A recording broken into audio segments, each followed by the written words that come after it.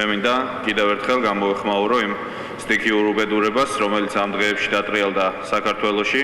მინდა კიდევ ერთხელ დავარწმუნო ყველა ოჯახი, ყველა ადამიანი, ვინც დაზარალდა სტიქიის შედეგად, რომ მაქსიმალურად სახელმწიფო და ხელისუფლება ყველაფერს გააკეთებს მათი პრობლემის მოსაგვარებლად, მათ გვერდში დასადგომად და მინდა მადლობა გადაუხადო ყველა იმ სამსახურს, რომელიც ამ დღეების განმავლობაში პრაქტიკულად 3 დღეა 24 საათიან რეჟიმში მუშაობს ხალხის დასახმარებლად.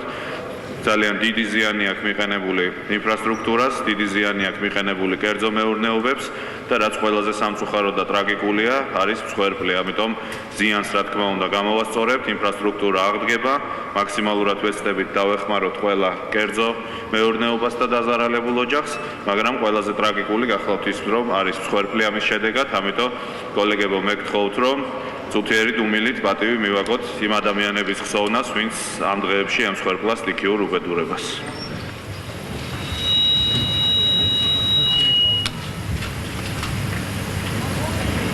მადლობთ.